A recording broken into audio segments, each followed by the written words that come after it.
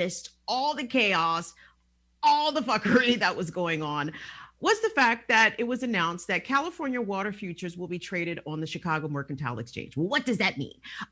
Well, for the sort of uninitiated like myself, it set off alarm bells. I'm like, oh, well, this sounds like another chapter in the dystopia. Isn't that wonderful?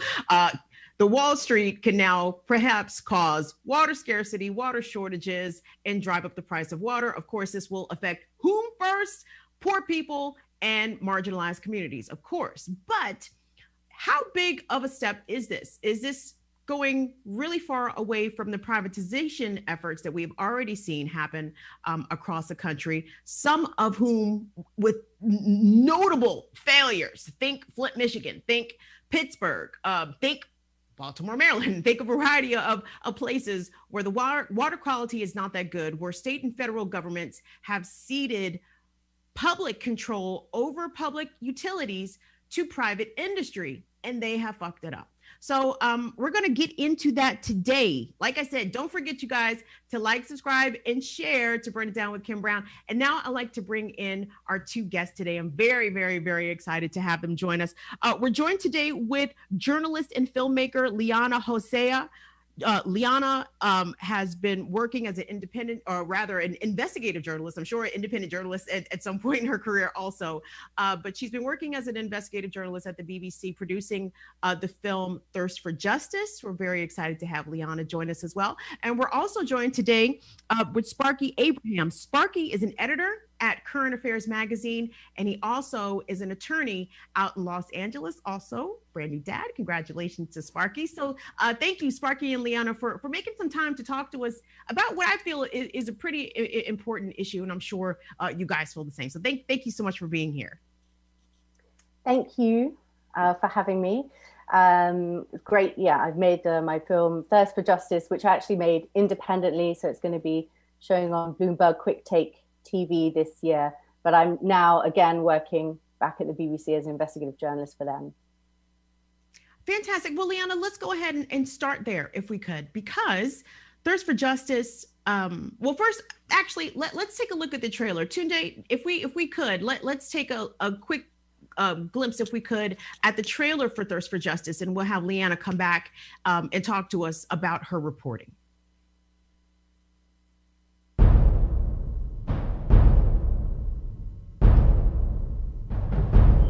That's higher than the levels around Chernobyl.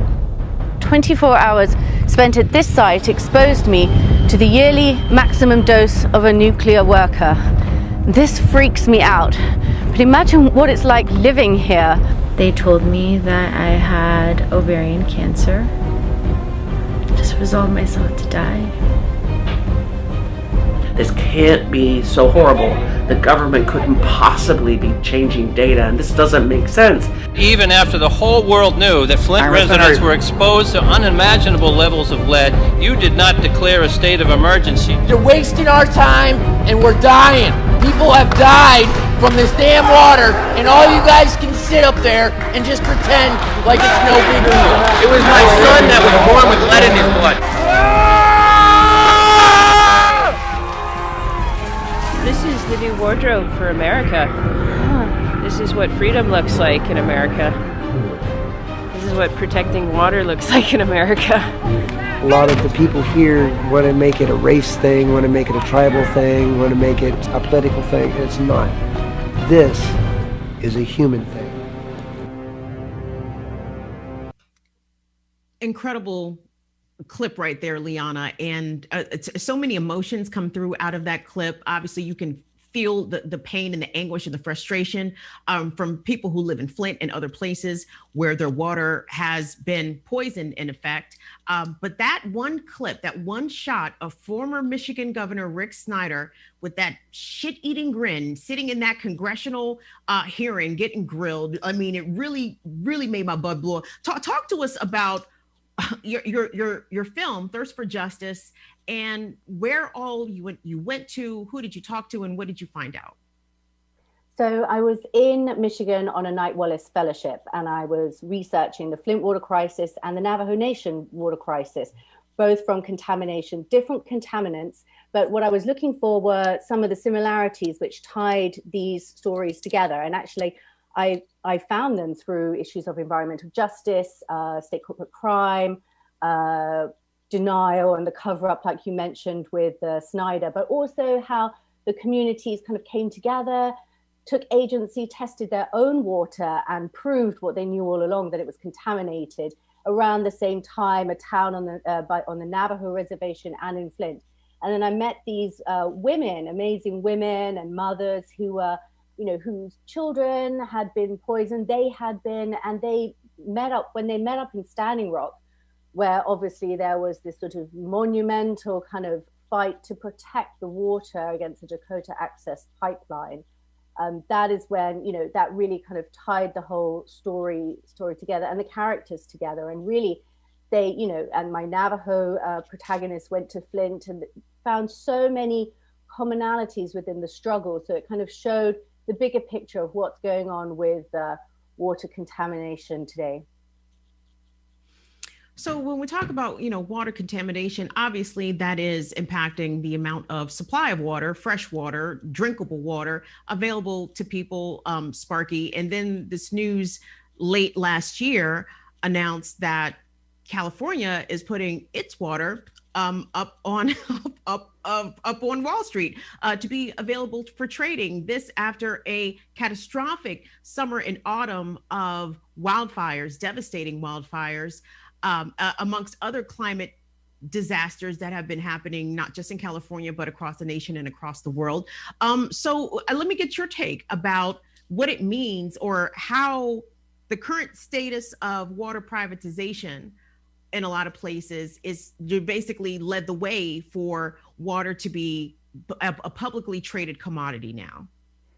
Yeah, I mean, water being a publicly traded commodity has been it's been a thing here for a long time. It's almost difficult to talk about water in the United States specifically because the U.S. is basically two different countries in terms of regulating water. And then you've also got different levels of regulation, whether you're talking about kind of from the source to the first users and then from the first users to the end users. But, in the mid-19th century, in the Western United States, we basically switched systems from what was in place in the Eastern United States, where water is plentiful, and basically you get water rights according to whatever land you own, to a system in the West where you can have water rights independent of the land, and people can buy water rights from each other. And folks might know something about this if they've read books like Cadillac Desert, if they know about kind of the history of Los Angeles through movies like Chinatown, right?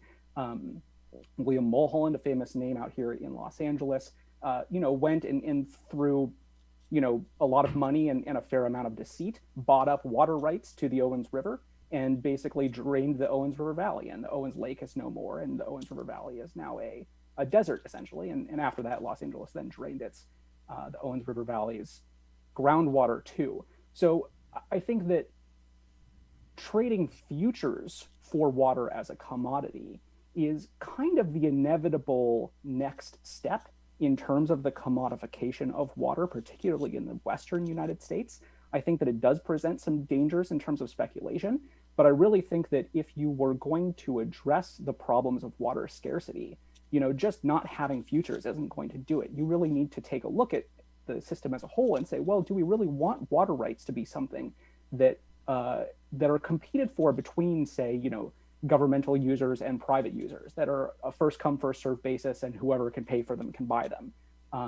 I think these are somewhat deeper issues than just kind of the futures question. I'm hopeful that the futures question could get people's attention on it, but I really think we need a more systematic look at how we do water rights and water distribution. And that's even just on the water source question. That's before you even get to questions of contamination.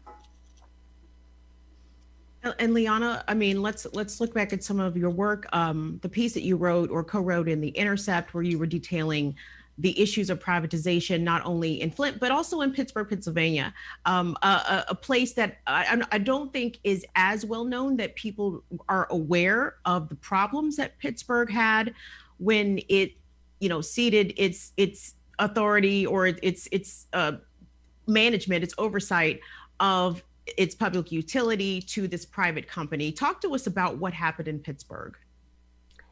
Yes, well, I investigated what happened when Veolia was brought in to run Pittsburgh's water authority, primarily, initially to save the city money because the water authority was in like $720 million of debt.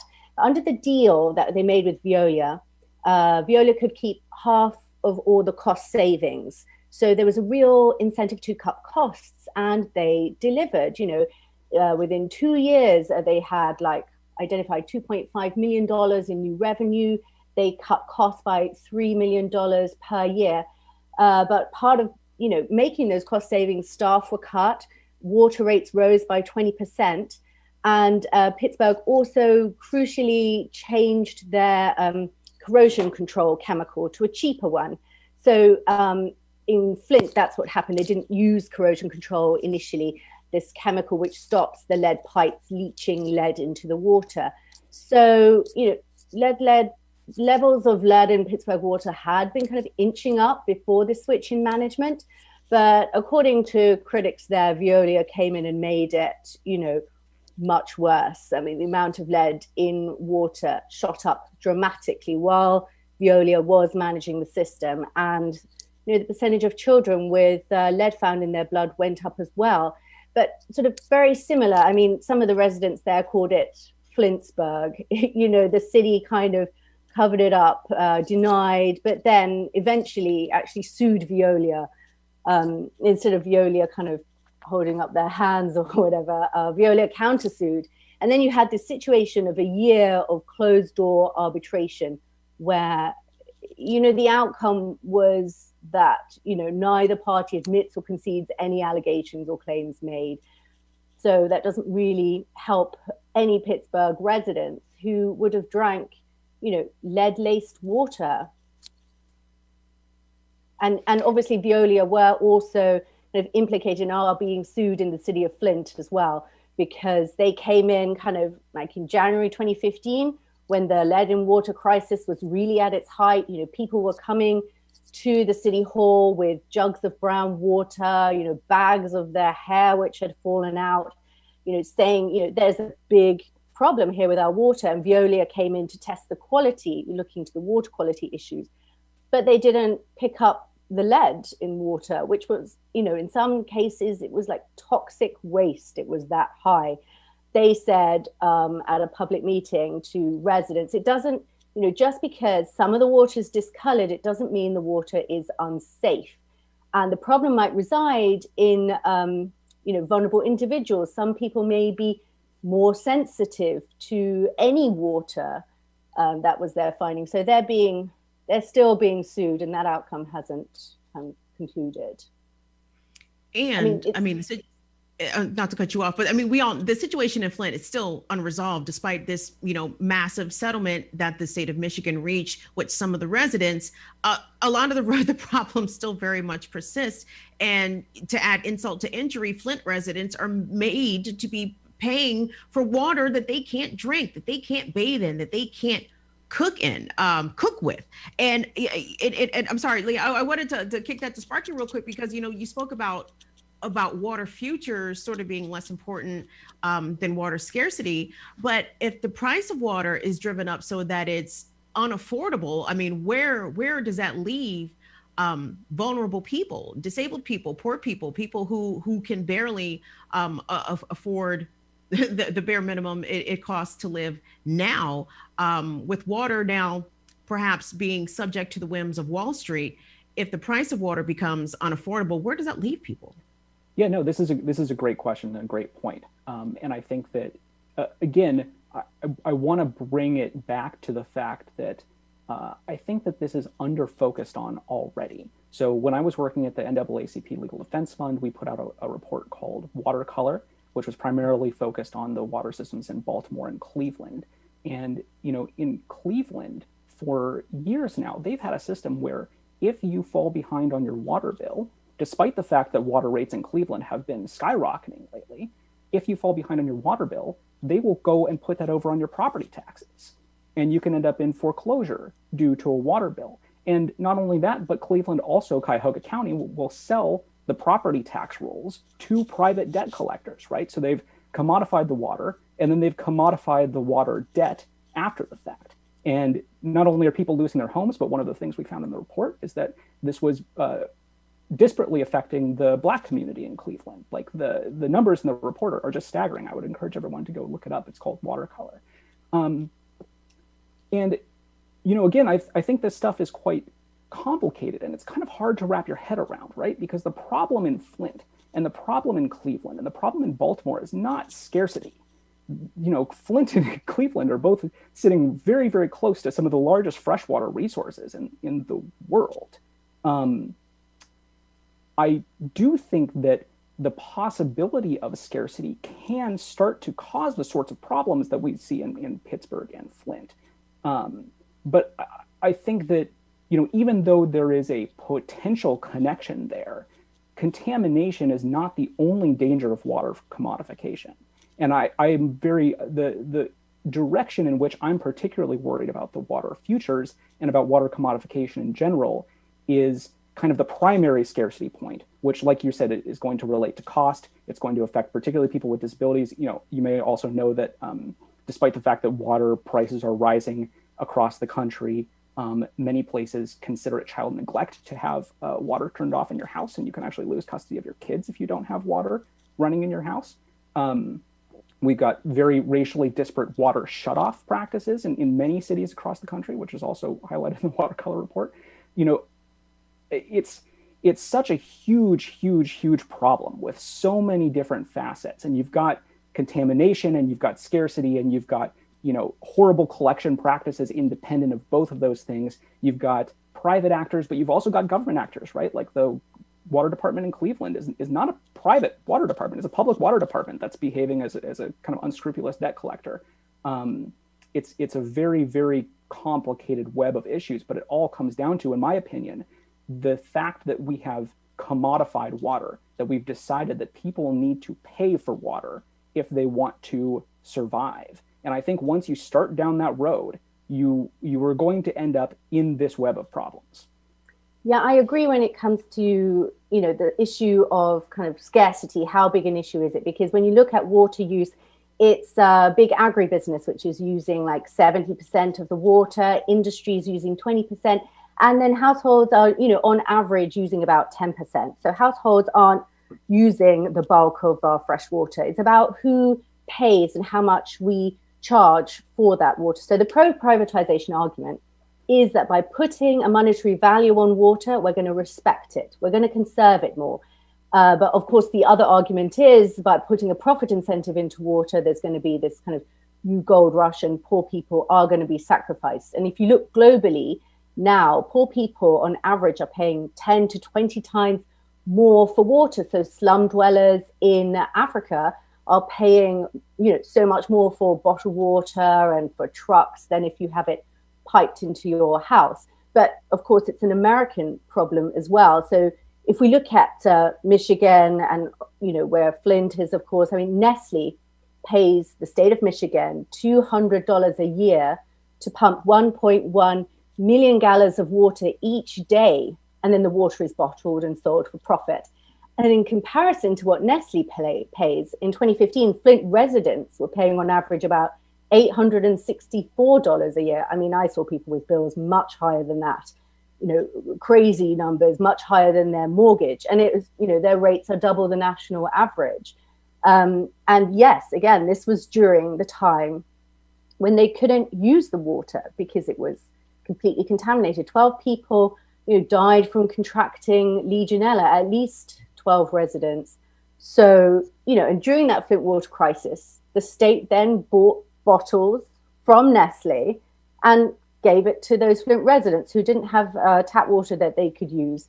Because obviously, you know, they're in this area of the Great Lakes, 20% of the world's fresh water. I mean, in Flint residents, Flint activists wanted water buffaloes brought into the city to provide residents. But, you know, that never happened. And this deal with Nestle, like 80,000 people in public comment said, we don't want this deal, it's a bad deal. And only 70 people supported it.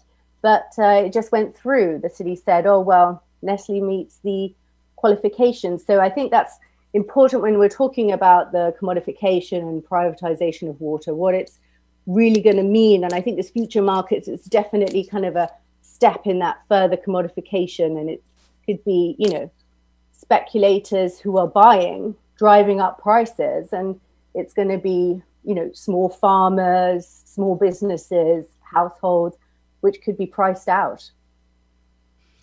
In both of your opinion, let me ask, you know, how much does the disinvestment of water infrastructure nationwide impact this entire discussion?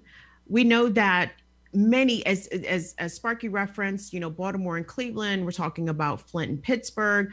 We're also talking about loads of small towns in Appalachia that are dealing with contaminated water, broken down infrastructure, lead pipes. I mean, the list just goes on. And it's so enragingly embarrassing to be in the year 2021 in one of the so-called richest nations in the country who just refuses to make nice things for its citizenry.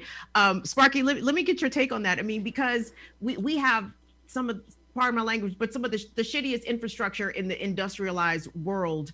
And now all of those things, all of those fissures are started to turn into ginormous cracks in the system.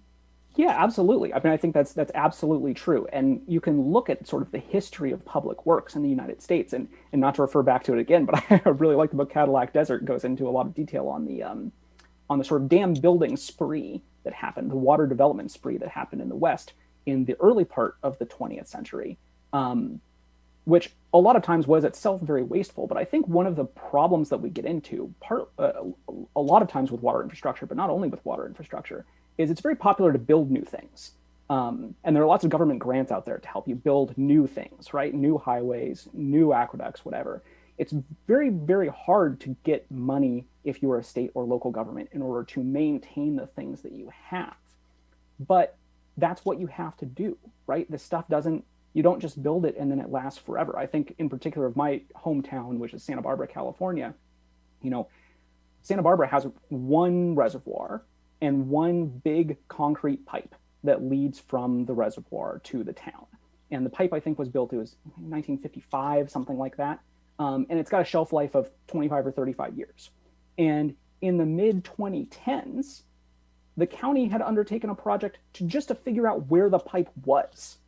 You know, whose property is the pipe under? So it is decades past its expected life, and they don't even know where it is, right? I mean, the hard part about this is that maintaining infrastructure requires investment. It requires public investment. And I think that, you know, we've seen such a massive drop off in the popularity of public investment, even in new projects, and then that tenfold for maintaining the infrastructure that we already have.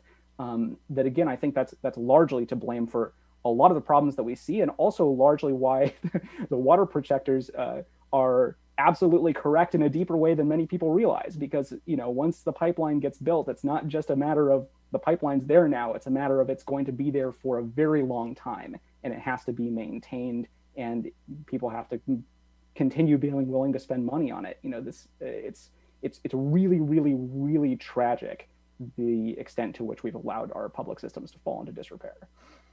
So now, yeah, they are in disrepair, and they do need money and investment.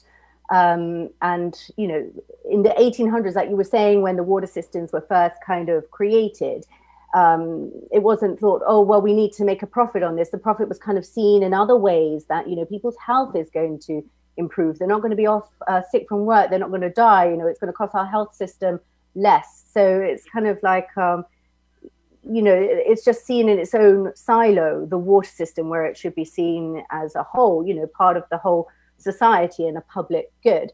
And of course, yeah, water infrastructure in America, I think the American Civil Society of Civil Engineers gave the drinking water infrastructure in America a D grade. And you've got like 1.7 million Americans who lack access to basic plumbing. And when you've got, you know, this virus, coronavirus, it's just devastating. You need clean water.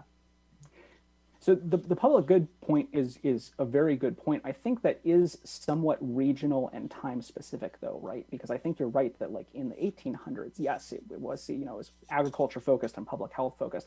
By the time you get into the early and mid 20th century, you know, there are like quotes on record from water managers in New Mexico about specific aquifers, where they'll say, what our plan is for this aquifer is we're going to run it down over the course of 25 years. And after 25 years, well, hopefully we'll have figured out something better, right? It's not like they were wrong about the scarcity or the quantity of the resource. It's not like they, had some kind of mistaken notion about how this was going to work. In the West specifically, we often made deliberate choices to say we're going to use all the water that we have over some, relatively short period of time in the grand scheme of things. And, hopefully by the end of that, we'll have figured something out. And here we are, we're well past the end of it, and we haven't figured anything out. Ask you guys a question, and I'm gonna be real with you. I sometimes don't like asking white people about race because you never know what you're gonna get. But because the both of you have been involved in communities that have been dealing with issues of water contamination, scarcity, etc., I wanted to get your take because we have a bit of a debate here in the chat about how much race plays a part in water accessibility and having accessible to clean water, at least here in the U.S. And there are white places, white towns in poor areas that are suffering similar effects to what Flint is dealing with. Leana, let me start with you because from your observations and from your reporting, does this boil down to race versus class, or is this uniformly a poor people's problem? Environmental justice is the disproportionate impact on poor people and people of color. And of course, in America, where you had segregation and genocide of Native Americans and kind of corralling them on reservations, of course, there is a massive racial issue here when it comes to poverty. And of course, plenty of poor white people are impacted. And in my film, in Flint, I really focus, on this white family who were horribly impacted. I might say I'm not actually white, I am half Sri Lankan. But anyway. My apologies, dear. I'm so sorry. That's okay. It's winter here. But if you look in Michigan, I think COVID has really put this in, stark relief for us in America and here in the UK. So if you look at Michigan, 14% of the population are African American, but 40% of the COVID deaths are Black people. And if you look in New Mexico, where the Navajo reservation is 11% of the population is Native American, but they make up almost a third of the COVID deaths. I mean, Native Americans are dying at a rate of 5 times that of their white counterparts. And that's according to the Center for Disease Control. And of course, there's high poverty rates, there's underfunded health system, there's red tape for federal funds. But a scientific study found that access to clean water was a real key issue. And that's a problem across Indian country, particularly 58 out of every 1,000 native households lack plumbing, compared to 3 out of every 1,000 household. So, a friend of mine on the Navajo reservation, Mary Lane, a 61-year-old Navajo sheep herder, she was one of the first people to get coronavirus on the Navajo Nation. She was at that church meeting in March, that's where they think the outbreak started. So she starts running a high temperature. She's living in one room with her family, no running water, no electricity. And, the virus spread, and her mother luckily got better, but her elder cousins who were also at the church gathering died along with her aunt. So, but now the biggest problem Mary faces, and so many on the Navajo Nation face, 40% of Navajo Nation residents don't have running water. So she had to travel 25 miles to haul water. And that distance is just getting further. They suffered a huge drought. And as you know, COVID is really ravaging the community. So, of course, race does intertwine as well as poverty. Sparky, let me get your take. I may have misraced you also. Are you not white? I mean, you could be not white also. No, you got me. It's always race and class, right? It's always race and class. In the water context specifically, I'm thinking back to the case Kennedy versus City of Zanesville in Ohio, which was about water infrastructure. And they have some maps in the documents for that case that you can go look up about where the water service went. And very specifically, like household by household, do you have water service or not? And you've got, a street of mostly black households that are less than a mile from the source of the water with no water service. And you've got white households that are, 25 miles from the source of the water with water service, the way that the city had built it out, right? Or thinking about the issues in Cleveland in the watercolor report, right? We found both that the property tax liens from past due water bills were significantly more prevalent in black neighborhoods than white neighborhoods in Cuyahoga County, and that was still true when you controlled for income, right? So it wasn't even explainable by income or poverty. Of course, there are poor white areas in the country that are suffering from very similar problems and issues, right? It's class and it's also race. Every single one of these issues has a racial component to it. And as soon as you look at the data that just screams out to you from every single one of these issues, every single lawsuit that's been filed on it, it's always race and class. Mm-hmm.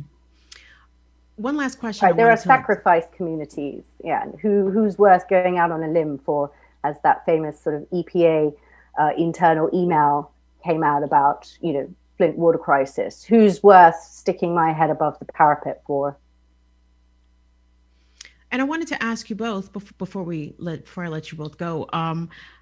Given what you both have observed and reported upon in the communities that you've worked to highlight this issue within, what are some of the ways that you have seen communities and people who have been subjected to these conditions of lack of access, lack of access in general, but also lack of access to clean water? How have they organized in order to survive, but also to get accountability from ultimately these government agencies who are bear the biggest responsibility, even if they are contracting out to private companies? It's the state/city that authorizes these contracts in the first place. So what are the ways that you have seen communities say that, hey, this is how we are organizing in order to survive, but also we're going to make sure that our city/state is held accountable also? Leana, let me start with you. Okay. Well, I can talk about Flint and the Navajo Nation particularly. As soon as Flint City switched to the river as the source, it was very noticeable for residents because there was a lot of iron coating which came off first. The water was brown, it smelled bad. So they were down at City Hall protesting, and making a big noise about it. And they didn't, not all of the residents realized that their city representatives who they had elected actually had no power because they were under an austerity manager, an emergency manager whose only goal really was to save money. So, but it was great how they carried on, but so much had to happen before, they really got noticed. First of all, you had a journalist, an investigative journalist from the American Civil Liberties Union who came and gave them coverage, kind of broke the story, brought in Professor Mark Edwards from Virginia Tech, who organized helped to organize a community water testing. The community really were the ones who organized it, but he tested all the water, which enabled them to prove to the city that their lead levels were high. But this still wasn't enough.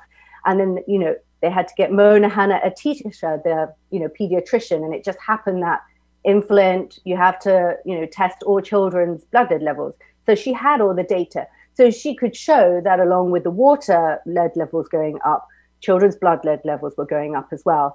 But even then, that wasn't enough. All of these people were completely ridiculed and kind of slandered. And it's only when they voted in a new mayor, Karen Weaver, they voted her in to declare a state of emergency about Flint's water. And then she got onto Rachel Maddow's show, into national news. And then, the city had to kind of, everyone had to say, okay, there's a problem here. And on the Navajo Nation, I think it's a lot harder.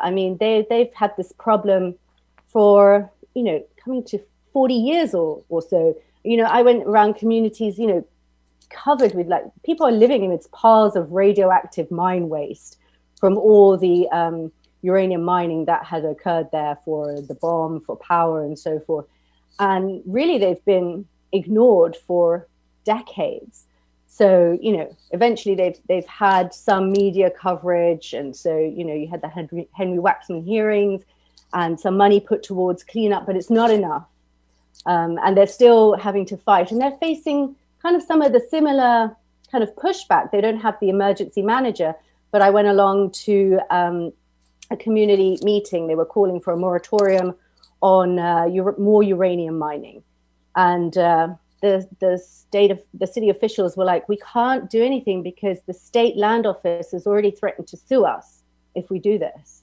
So, I mean, the community is great that they keep going, and that really is needed. You need that kind of energy for the long-term battles, and you need, you know, a lot of allies in academia and science and media. It's got to be kind of like a big group effort.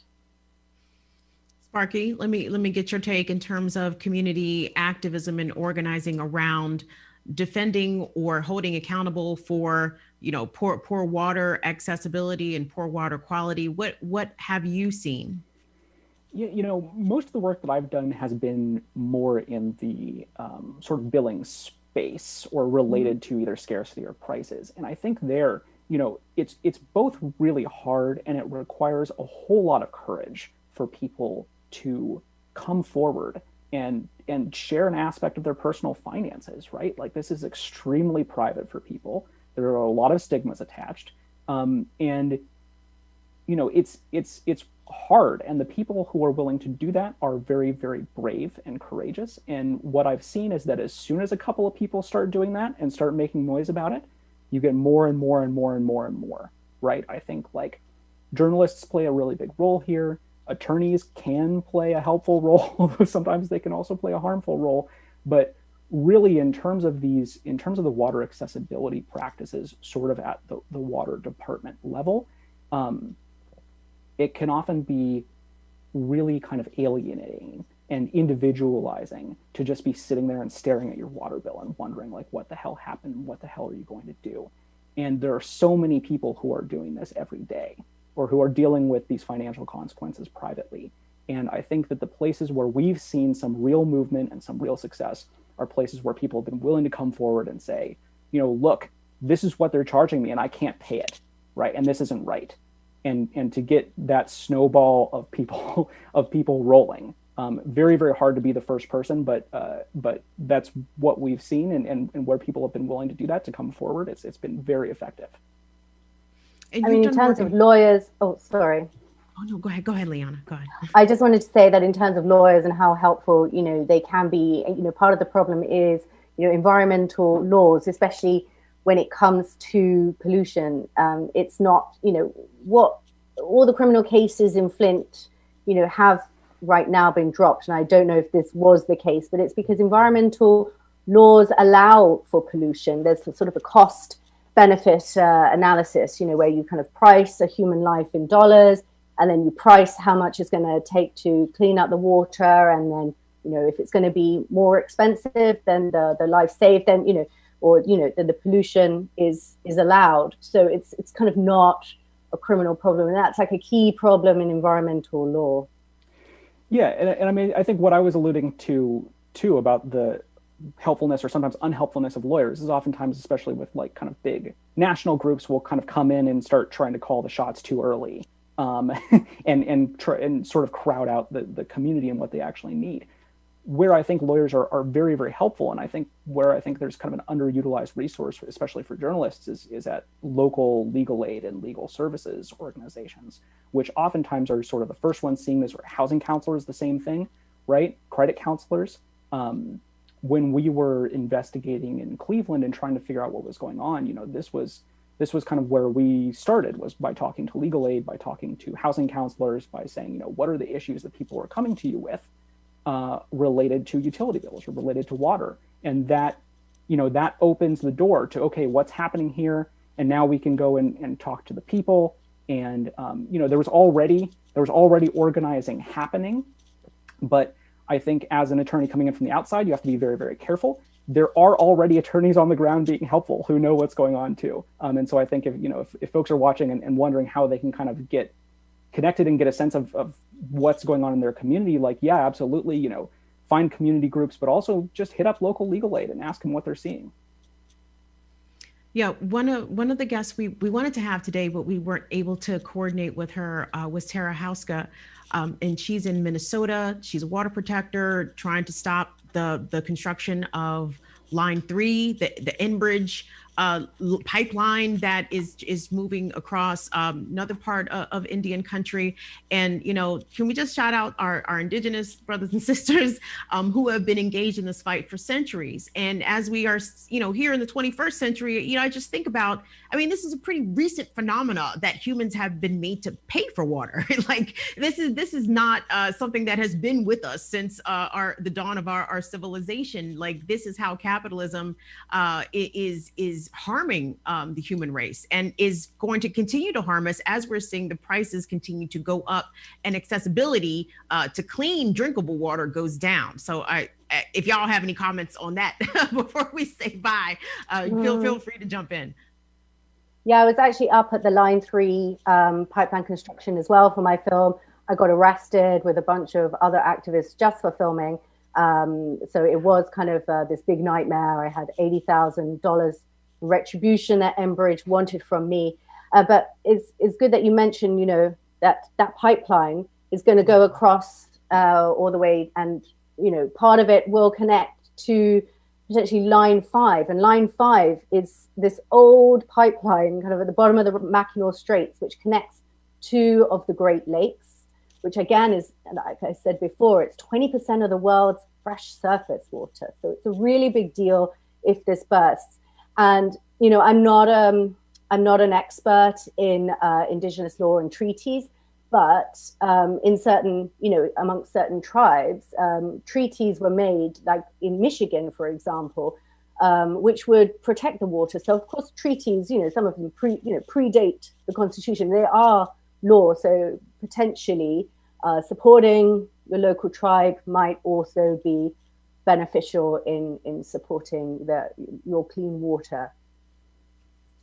Yeah, that's a great point. And if I could just pick up on the other thing that you said, Kim, which is that, it can be very hard to think about this stuff on the right time scale, right? Like my whole life, I've had to pay a water bill, right? Of course, that's just how it works, right? You turn on the tap and water comes out. And you don't really think about where it comes from, but you pay the bill and whatever else. I think that, realizing that this really is a relatively new innovation is one of the only paths to actually being able to think about what the alternatives are and what we can do differently. It's very, very easy to get trapped in this notion of like, well, you've got two options. You've got this legal regime or that legal regime, because that's what we have and that's what came from England and whatever else. We really, really need people to be engaged with these issues and to be thinking creatively about them and not just kind of following along with what we've always done because we've always done it.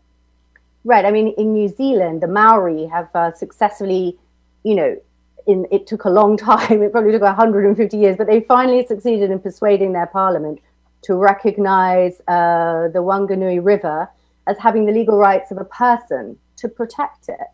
And this might seem really outlandish, but then in America, corporations are recognized as people. So maybe it's not so outlandish. There are different ways to look at it because, we are in a race against time to protect the water itself, because the United Nations says that within about 10 years, demand is going to outstrip supply by 40%. So not everyone is going to have the water. So who decides who has the water? And if it's in public control, at least that would be more democratic than if it was under private control. Yes, money needs to be invested, but it's, this is the battle that's going on right now. So who's gonna decide? Yeah, I think people are pretty much tired and fed up of having to pay a price just to be able to live, right? Just to breathe the free air, just to be able to drink water that is required for human survival. Some of these things things need to be free in perpetuity for all generations. But folks, we're going to leave the conversation there. This was a great discussion. I so appreciate the both of you making some time to be with us today. Leana Hosea, journalist and filmmaker. Thirst for Justice, independent film that she produced. Please check it out. And we've also been joined with Sparky Abraham. He's an attorney in Los Angeles and also an editor at Current Affairs magazine. Sparky and Leana, thank you both for making some time today to talk with me about this very important topic. Thank you. Appreciate it. Thank you so much. Thank you. And special thanks going out to Maximilian Alvarez for reaching out to Sparky and Leana and making them feel bad and telling them to come on my show. So thank you very much, Max, for doing that. Hey, gang, appreciate everyone showing up and representing in the chat. We didn't have our processes worked out totally, so I didn't get comments from Genevieve. Not Genevieve's fault. We just didn't work it out. So I see y'all was in here getting a tiny bit rowdy, not super rowdy. So I appreciate everybody keeping it cordial, keeping it cute in the chat. Don't forget, share the program with your people and subscribe. Everybody that's already in the chat is already subscribed, but tell other people to subscribe. We're very close to 1,000 subscribers, so I'm very excited about that. And we will rejoin you here on Friday, where we're going to talk about what's coming to DC tomorrow. The Proud Boys coming back to the nation's capital. We're going to be talking with photojournalist again. Chuck Modiano has already said that he's going to drop by on Friday and give us a recap about what's going on in the streets. You guys, I live right outside of DC. I am not enthusiastic that these white supremacists feel very comfortable coming to Chocolate City and showing their whole ass. Like it is distressing to be honest. So we're going to have some other people on to talk about that and the results of the Georgia Senate runoff election. Today's election day. We'll see how that works out. So join us again here on Friday, 5 p.m. Eastern Standard Time for Burn It Down with Kim Brown. See y'all later. Bye-bye.